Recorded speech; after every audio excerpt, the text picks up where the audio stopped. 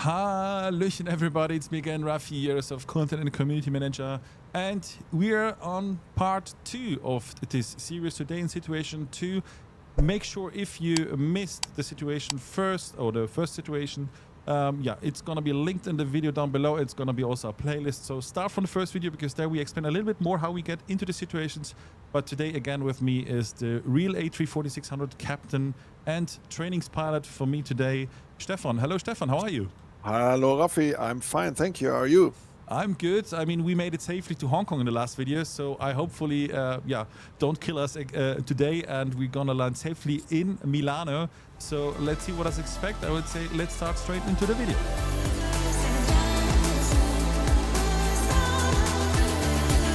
All right, so without further ado, I will just quickly read the flight story, so the mission briefing, let's say. If you want to go, or if you want to learn how to set up the aircraft for the missions, go to the first video. There we explain it a little bit more, what situation file, etc. to set up.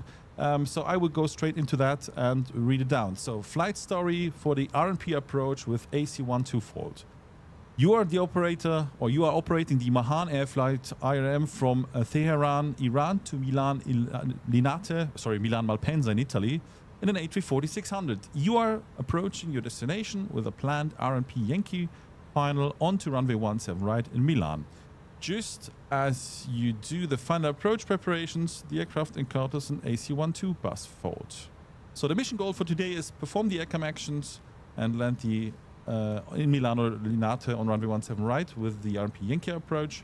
And what we want to learn today is ECAM actions of a single failure, management of a final descent, approach and landing with a faulty system, increasing the crew workload. All right. So we did during the last video also, let's say a bigger deep dive briefing how to perform an RNP approach. What is important to an RNP approach? So I would say, I assume we have this done already for this approach. If you agree on that, Stefan, and I would unpause the aircraft. Right? Okay.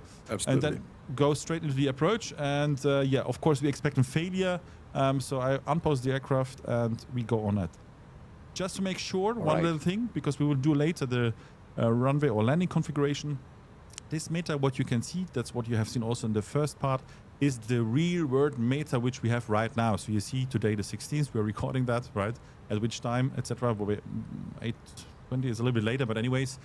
So that's the real weather we have in the read it out by the EFP, but we set it up the situation weather, and I will read you later on the weather as it is. So don't be, let's say, confused by this one. It's going to be QNH 1018, 17 degrees, and the wind is coming from 150 degrees with 5 knots. All right, so let's unpause and let's go. Okay, now you can do the landing calculation already. Yeah, of course. Let's go. 17 left. And then we have 150 5. Enter. Be quickly. Yeah, that's good. But no, the wind is 3404 knots. No, that's the real words. That's not what we set up. That's. Okay. Believe me. Okay. That's. Got it. QNH 1018. So that's it. Okay, we'll come back to this. I would just to make sure, because we're expecting a failure right now. Oh, there it is. Okay, so let me do what we can do. Before we start, I would suggest to enter and holding over Milan Malpensa VR, if you agree. Yes.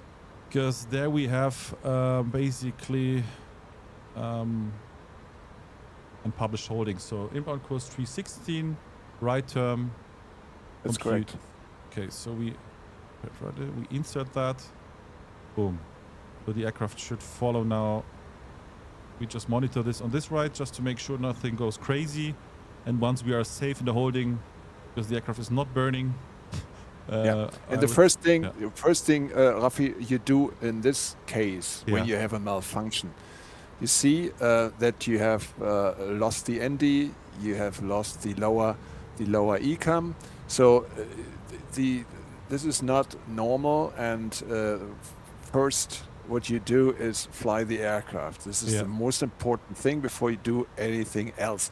So I would suggest, okay, we don't need to do this exactly, but normally you would switch to the pilot flying part to the first officer, to the right side, because he has all his instruments instead of the one on the captain's side.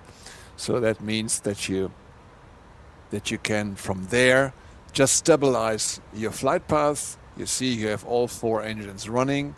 You have, as you see, obviously an electric problem. On the ECAM, you see the ELAC AC1-2 fault.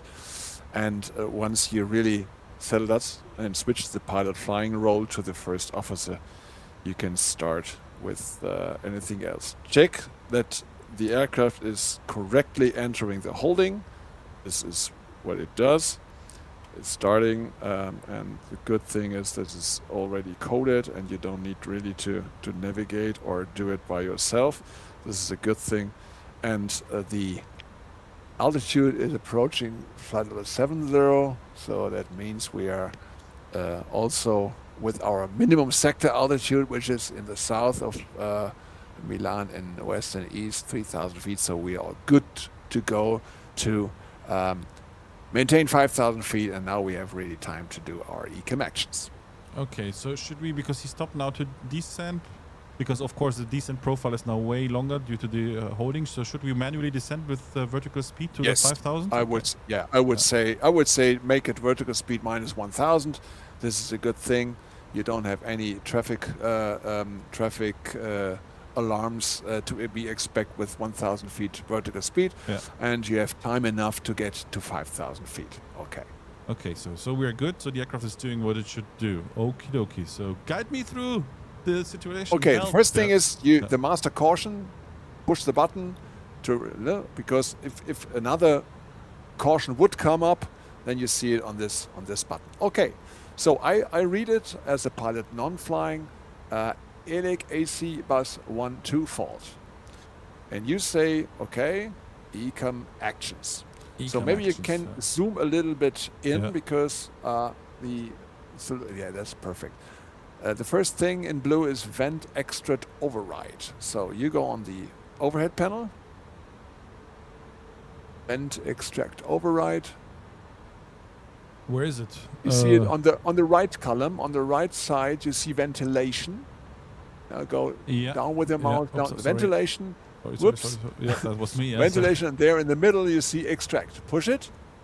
Override. You see override. Now go down to the ECAM again. You see the vent extract override disappears. So you hit the correct button. Airflow auto high. Go up into the overhead again. Now you have to find air. You see on the left and the right you see the ELAC and air, and there is the button to high, the switch. Yeah. Very good. Done. What else do we have? Engine 1, N1 mode. Okay, so you don't have an EPR mode again or anymore, which is not true because you still have the EPR, but they want to switch to the N1 mode. Okay, we do this. Overhead panel again. On the right side, you see the engine main start, and below it's engine N1 mode. So one important thing is, okay, just procedural wise, if you have a guarded switch, you have to confirm it with your other crew member. The reason is this is the reason why a switch is guarded, because it's a very important one. So you just confirm it. You don't need to do it on all 4 times, but we assume we did it, and then switch all 4 on.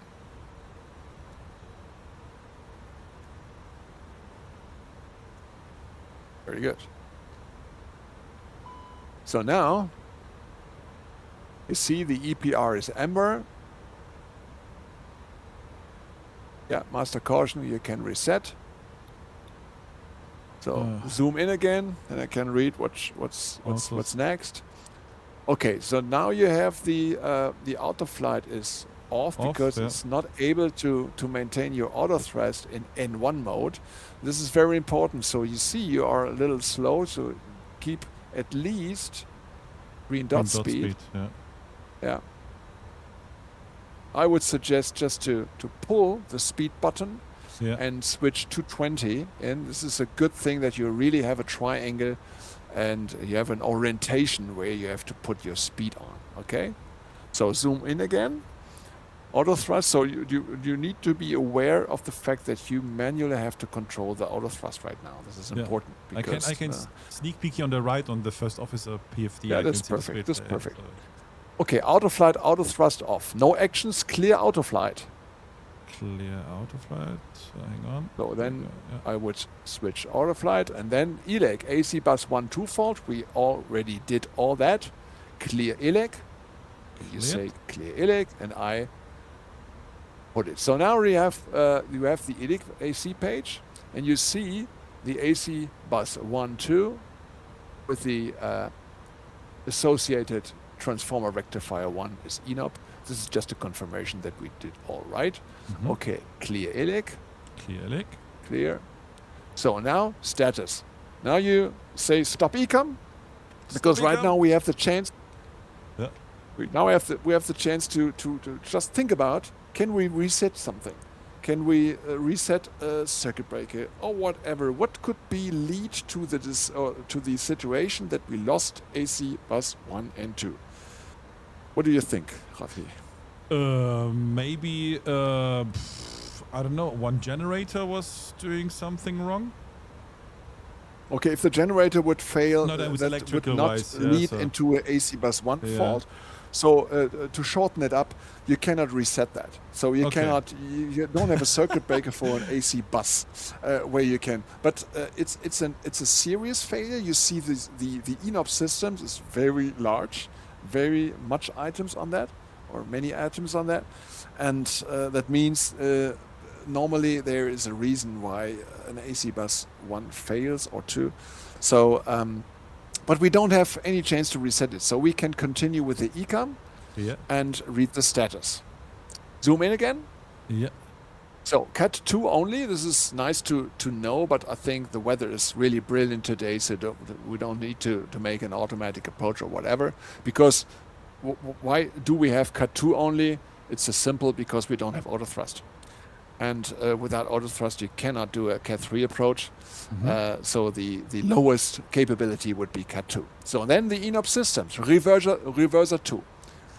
Of course, due to the failure. Standby pitot, standby angle of attack, HF1, 1 cabin fan, vent extractor, we switched it off already. Cat 3, as I just mentioned, because of the auto thrust. Transformer rectifier 1, okay, we saw it on the ELEC page. Yellow ELEC pump, this is important for later on when we land. You cannot open the cargo doors. And fuel main pump 1, fuel standby pump 2, flight control left PMP, trim tank trim tank left pump is ENOP, and inner aft fuel tank on 4. GPWS, this is very important. This is a very important item, GPWS, so we don't get any terrain warnings or glide slope warnings or whatever. This is important. And radar altimeter 1. So the redundancy is reduced, but we have also the radar altimeter 2. So I think the most important things we see here are the GPWS for our approach. The Cat 3 thing or Cat 2 is not important because of the weather, and reverser 2, okay. The landing distance would be a little increased, but we still have 3 other reversers due to the fact that we have 4 engines. So I think the most important thing for me personally right now is the GPWS and the yellow ELEC pump later for the ground personnel. That's it. Okay? Good. Then I ask you remove status, and you answer that is removed. Remove status, correct. Yeah. So, and then you put it on, and now I say ECAM actions complete. So we had everything, we have everything done right now. We saw that due to the fact that the runway, the reverser is not operating the 2 reverser, so that means we would calculate the landing distance again. We don't have the tool here right now to input any malfunctions, but when I mean, we could. I think we have to deal with it anyway because right now we are overweighted. That means that we get rid of the weight either with fuel jettison or with switching the weight, or just fly until we have our max landing weight. The max landing weight is 259 tons, so we're almost 20 tons too heavy. I mean, I guess I don't know who set up this situation with the weight. Let's see. Where we do I see here somewhere the actual weight in the aircraft? Yes, on the lower ND, on the lower ECAM, not on the FMC. Lower. Yeah, of course. Lower ECAM. It's not there, but yeah, no problems. Yeah, so you can see that if you switch it. Yeah. You can switch the ECAM. No, to the left side, to the right side. No, the lower one, to the FO side. Ah, there you go. There you go. So you see, gross weight is 240. Okay, that's this is really nice. So hit the button on the lower left to reset, Rafi. Ah, reset. Ah, yeah. Then you have you did not do that, so this is the reason why you have the wrong I did weight it. Initially loading the aircraft. Sorry. So that's absolutely right. Before loading the situation. So the situation was correct. So sorry to Thorsten, that was not on you. That was a user failure. In this case, it was on me. Okay. So 5. I will set up the weather from the situation, not the re-weather. Don't be confused. That's the weather we set it up. QNH 1018. So now we can say compute, and now it looks completely different. Now it looks nice, and now we come to the next thing. The AV approach is 150. We check it with the FMC in a minute. Not now. Sweet. Just go back to the landing procedure. Yeah, landing performance, and we just would like to check the stop margin. You see 1,650 meters. This is mud. This is really enough for us. So we don't need to worry about it, that we have run reverser ENOP. This is not a problem at all. Okay? So now you can check in the FMC on the approach page if we have 150 as the approach page. Yeah. We don't have any additional, so we don't have anything to do. Check your speed in the meantime, please. Yeah. Think about you're not have auto thrust. Okay. Yeah. So 150 knots is our approach speed. We don't need any additionals. Nothing was set in the on the status page that we have to have speed increments or whatever. Mm-hmm. So despite of the fact that we lost one part of the AC bus 1, everything else is fine. You see, we have the instruments, we have PFD, we have ND, we have capability to do an ILS approach. We also have capability of using auto brake. Mm-hmm. We can use the reversers, except of the reverser 2. So it's not too bad. It looks bad, but it's not too bad. Right now we would like to, we would normally do a 4-deck. I think sometimes you heard about it. This is just an acronym or a guideline how to set up or how to analyze a malfunction in an aircraft. 4-deck, the first letters F is facts, the O is options, the R is risk and benefit, the D is the decision, E is execute, and C is check. So you really can go through these points with everything you have, information with the malfunction you have, and if it is not time critical, you can seek for the best solution and for the best airport for your personal malfunction. We skipped that today because the weather is fine. Mm-hmm. You saw in the landing performance that the runway is long enough for us. The weather is fine for our approach. The only small thing we have to consider is that we don't do an ILS, I think, today. So we do today an RNP Yankee. And this is a really pretty tight approach, similar to the approach we saw in the Mission 1 with Hong Kong. Okay. So right now we need to prepare this approach. If you're happy with everything else, yes, Rafi? Yes, I'm super happy. Yes, so very good. So now we check we would do the briefing, which we did before in Hong Kong. I don't do it excessively like this. We check the MSA, which is good with 3,000 feet in the south. In the north, it's really high terrain with 10,300. So, but due to the fact that we land in southerly direction, we don't have any problems because we are south of the Alps and have no terrain problems. The only thing is, of course, during the approach, we need to make sure that we do the right turn. Otherwise, if we keep northern flying, we end up at the terrain. But yeah, weather is good today, so. This is absolutely right, Yeah. Rafi. So if we do it as a managed approach and need to check, of course, that the aircraft is turning after Mike Charlie 743 to the right onto the final. This is very important. But today, you really have to do a lot to miscalculate that because we have perfect weather. It's VMC, so we see the mountains in front and we see if everything or something goes wrong with our approach. Okay. Right now, let's check the approach in the FMC. First of all, we have to check that the RNP approach is in there. You see do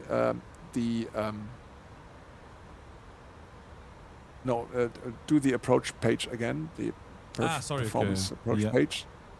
Performance. Sorry. Yeah, it was correct. Yeah. Okay, you see on the right hand side the RNAV 17 right Yankee. So the approach is correctly coded. Now you go onto the flight plan page, or just and you see from MMP where the approach is started. The next one is Mike Charlie 743. 734. Then 734. Thereafter is Mike Charlie 743. This is really ridiculous to code waypoints like this. 734 and 743. You easily mix it up in one approach. This is really not good. Anyway, it's Mike Charlie 734, then Mike Charlie 743, 742. There the approach starts, and MC 744 is also there. Scroll down. We see the runway. Okay, 744 and Lima. So now the missed approach. Climb to 3,000. Continue on track 166 to Mike Charlie 907. There it is. And then proceed on 165 to Inla to join holding. The holding is inserted. Inla is there, 3,000 feet, so you can do it exactly managed. Perfect. Everything is good. On the proc page again, as you did it in Hong Kong, LEMC with 17 right, exactly. No, left. No, right. right. You're absolutely. No, you're right. You're absolutely right. It is right. Yeah. No, okay. So and this one here. Yeah. So that's good. Yeah. So you see the vertical profile. You see the distance. Everything you have. Keep the page like this. You need it for the approach later on. So what we do today. We did do it a little bit different than we did it in Hong Kong. In Hong Kong, as you said, it was a very tight approach. We configured the aircraft during the approach, which is really really tough to do, not to forget anything. Today we don't do a decelerated approach. We just make, before we start the approach, configure the aircraft completely and then go down. Just to show you what the difference is to a decelerated approach. The decelerated approach is normally used when you have other aircraft, when you have heavy traffic in the approaches. If you don't have that much traffic, you can do the approach like we do it today because you are slower than you are normally. Okay? Yes. Okay. Okay, so we are at 5,000 feet. I think we missed the transition altitude. Is that true? Yes. Yeah, transition that altitude is 6,000 feet, so we have to switch to the QNH, which is 1018. 1019? No, 1018. Okay, 1018.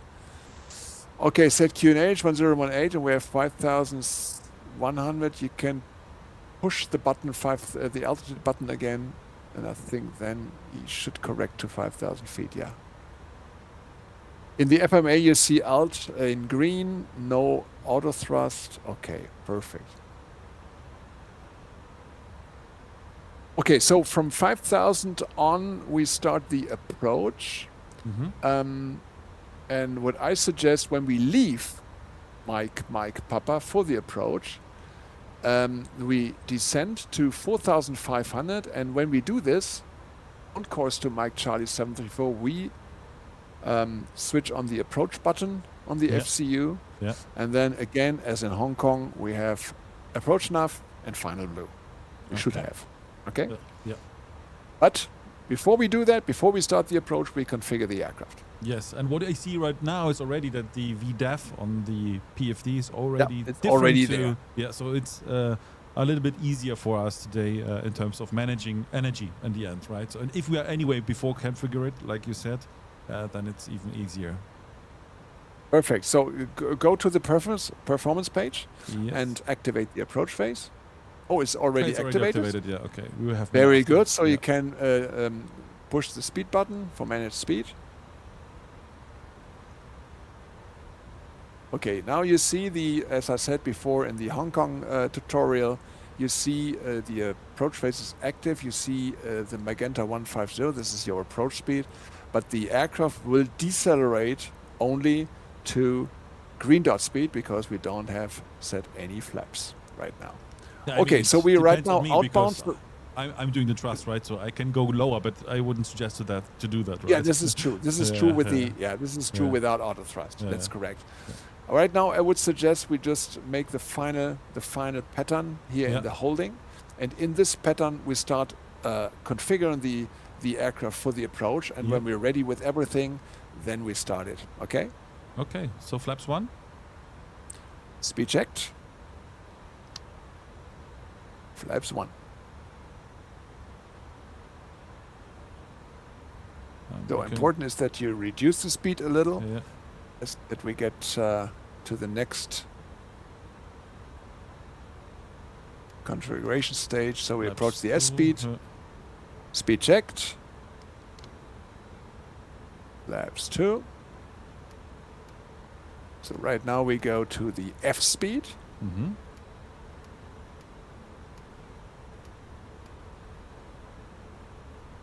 We can keep the F speed a little because otherwise it takes too long. Yeah. But we can do the following. This is also nice to do. Make the gear down. Gear down. Okay, gear's not coming down. Good with the mouse. Okay, let's do it with the mouse. And flaps 3. Flaps 3. Speed checked. And now you go to the flight plan page, please. In the FMC. Yeah, flight plan. Yeah. And switch the line select to R, immediate exit, and look what happens. Okay, look at the ND. You see, he's turning now. So we don't complete. Check your speed. You're below the F speed. Yeah, yes, I'm doing right now. Yeah. Okay, so that means he's turning already to the fix. So this is we shorten it up a little. Okay. Yeah. Okay, so we are on flaps 3 right now. So I would suggest we wait until it's straightened up to the fix. Yeah. And then we make flaps full.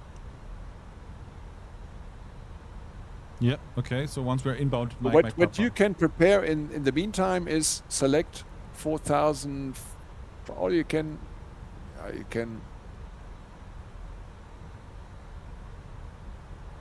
select 4,500 or even 2,800 for the approach.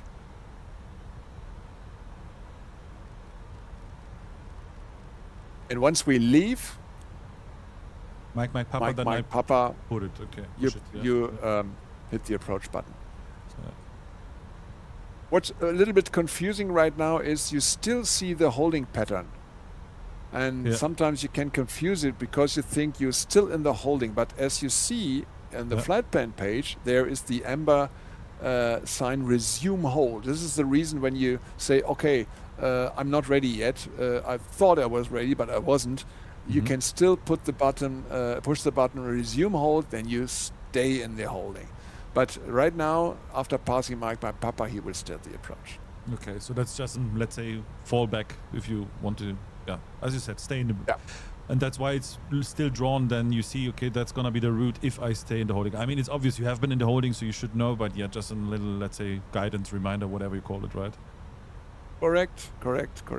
Yeah. Okay, my vacuum is now starting. I just start to stop it. Okay, now it stops. Otherwise, it's gonna drive me crazy. Okay, so we're approaching. It's 1.5 miles. Flaps full. Flaps full. Speed check.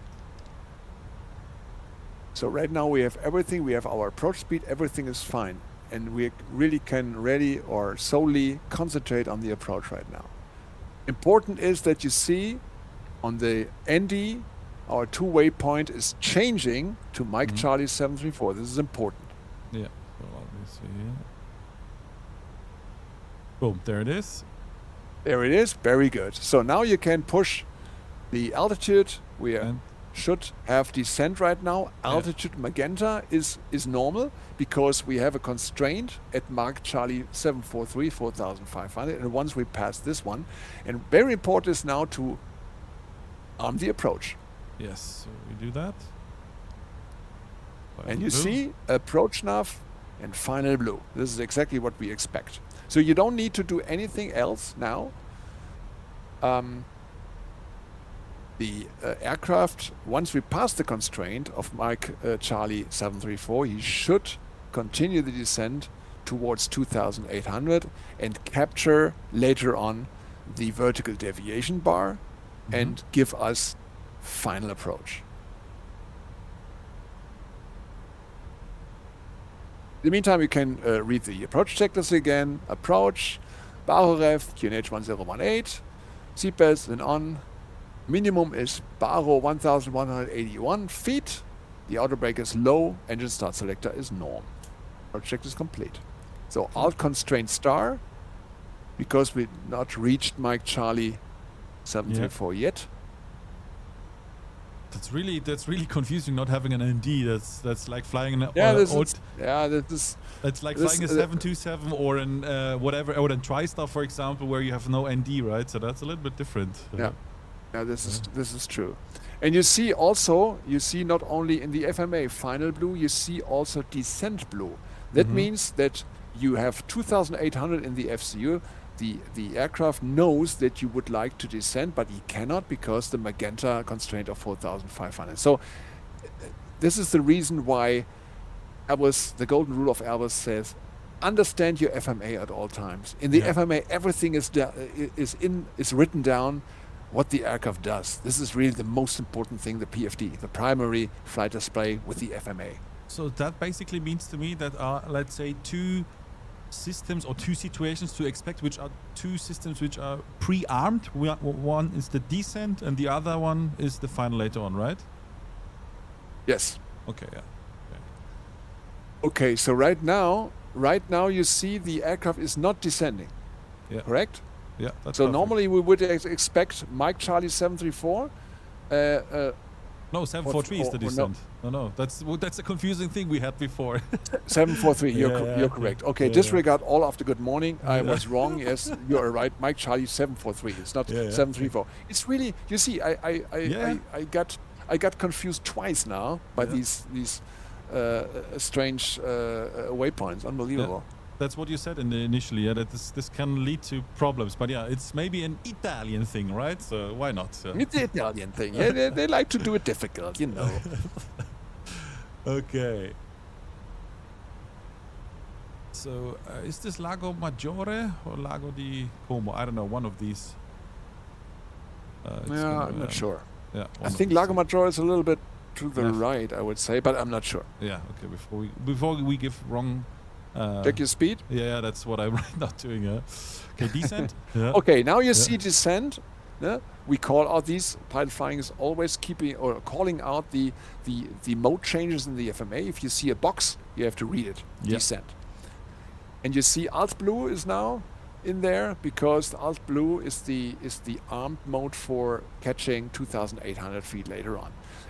Oh, there you go. Final approach. You see the vertical deviation bar comes, and now everything is fine, and you can set the missed approach altitude to 3,000 feet.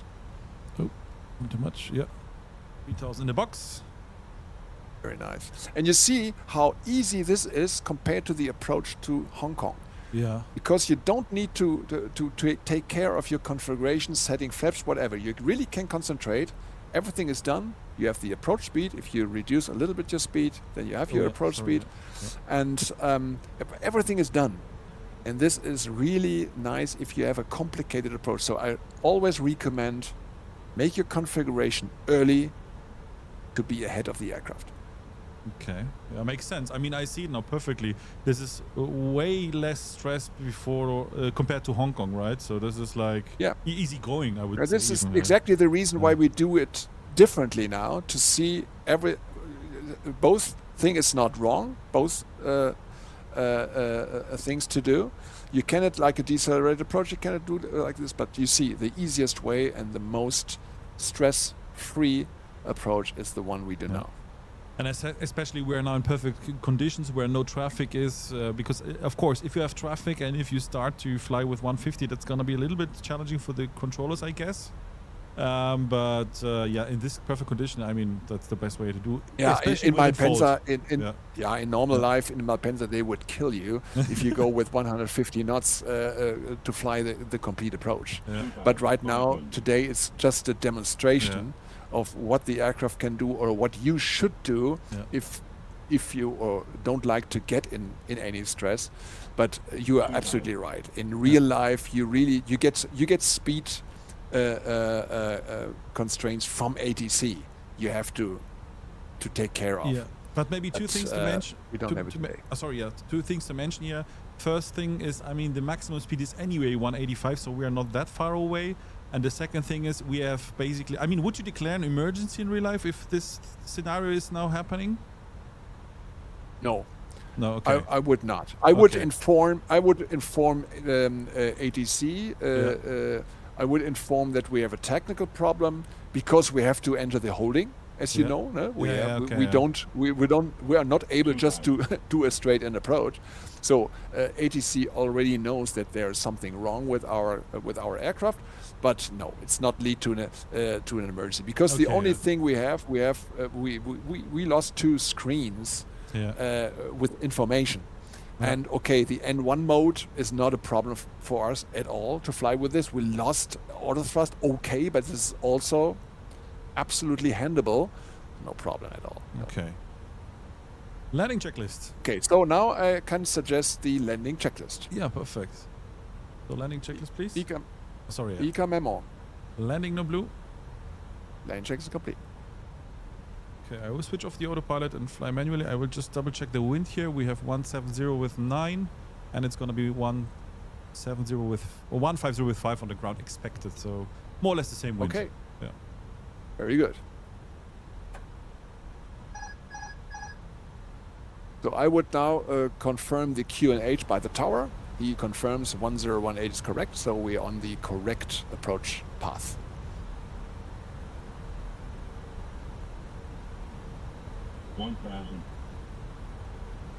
Checked.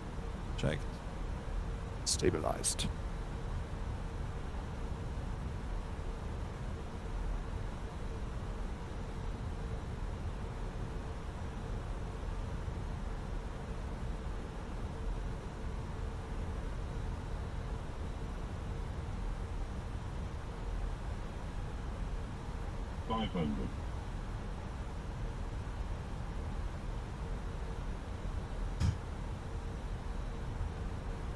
Concentration, a little bit low. But we're visual. Too wide, too red, I would say that's okay.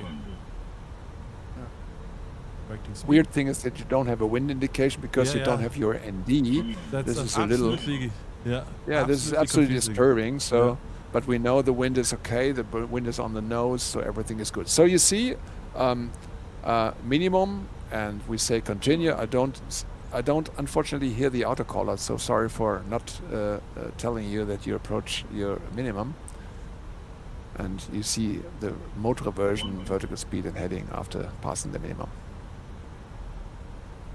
50, 40, 30, 20, retard, 10, 5. Very nice. Spoilers. Reverse green. Decel. So you see number 2 reverses not green. But this is absolutely expected. So I don't need to tell you anything about this as a pilot monitoring, because this is exactly the system behavior we expect, so we don't do anything here. 70 knots. Checked. On your braking. Very good.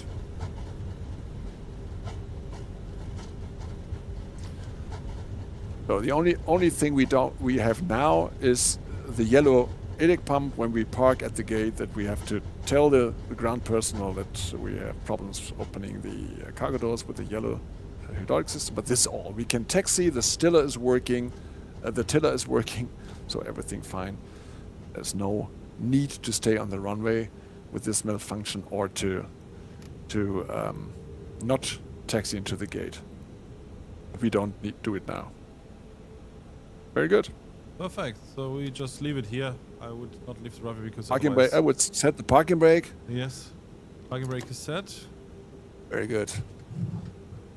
Okay. So well done, Rafi. Thank you very much. So we survived the second situation. I mean, the failure is gonna be harder and harder. So these first things, I mean, the first one was normal approach. The second thing was, let's say, easy to handle. Even it is, I mean, okay, it's not a big fault we had, right? As I said, we lost basically only 2 screens and the reverser that were the main impact, and the GPWS. But flying an approach without an ND, which we are of course used from daily approaches we do, that's a complete different story. You should do that. So that's I would say that's super hard, but it's different. You don't see the wind, etc. So these little, let's say, minor adjustments you do always with your eyes, because that's what I do in the approach. I always check, like, I don't know, 10, 15 times during the approach what the wind bar is doing, right? Just to be prepared to be, what you're doing, to see. And not having this, it's a little bit, flying like without having all the data you need. So that's a little bit unique, I would say. Okay, and this would be what would be the mitigation for that? As I said, in the early going, when we get this malfunction, switch the controls to the first officer. So in this case, the captain would never do the approach only with a PFD. Yeah. Because of the reasons you just mentioned. Yeah. The co-pilot has everything. The co-pilot has the PFD. Co-pilot has the ND. So he will do the approach. And if the captain needs any information, he can look at the ND over to the first officer as the pilot monitoring. So this would be. But we said this before. We just did it right now because you like to do your landing from the left side or right. But in normal life, you wouldn't do this. Okay. Good. So perfect. So thank you again very much, Stefan, for bringing so much new information to me and to our community, and sharing your knowledge with us together. That's for me, that's a very good input, and very, very, very valuable input. So for you guys, if you like the video, let us know down in the comments below. If you flew already this approach, or if you would do something different, let us know. And if you like the video, hit the like button. Don't forget to subscribe. And see you in the next one for part number 3. So thank you very much, Stefan, and have a good one. Bye-bye. Thank you. Bye-bye.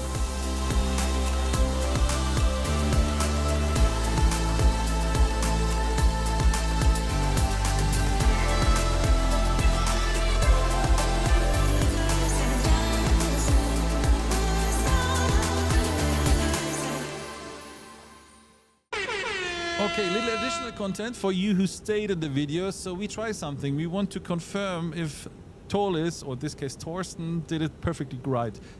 We said in the beginning, because we have the yellow electric pump lost, that on the ground, when the engines are of course, because now we have engine-driven yellow electric.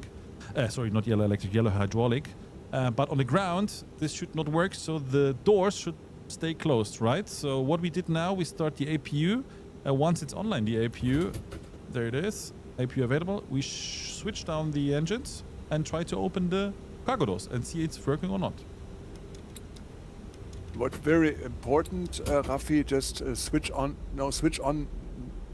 the hydraulic page on the ECAM panel, hydraulic, just to see the. You see there's still 3000 psi on now it's going down, because before the pressure drops, you cannot cannot find out. Okay, right now you don't have anything. You don't have pressure on the yellow pump, on the engine-driven pump, the yellow engine-driven pump. And so let's see. I will try to open these. Forward cargo, open. Nothing not happens. Opening. Yeah, you That's can do crazy. That's crazy. After as well, not. Yeah. Absolutely perfect, correct system behavior. So you see this aircraft is amazing. It's like the real one, as I said. Crazy. Unbelievable. And just to Congratulations, Torsten. Yeah, that's 100%. 100% to Torsten. And just to confirm, we are not fooling you. We delete this failure here. Oppala, sorry. Reset all. And we should have now yellow electric. Yellow elec pump. You don't need to switch it on. You don't need to switch it on. Just close it or open it just to see if now it should work.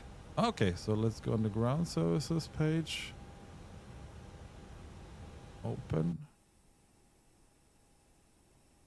No, because we have no pressure yet. So, here it is. Of course, Okay. it takes a while. Of course, because yeah, they have to unlatch. They have to unlatch it before Yeah. it can open. So everything is perfect. It's, and correct. we see now pressure is coming along here. You can see that now. Yeah. Okay. Yeah.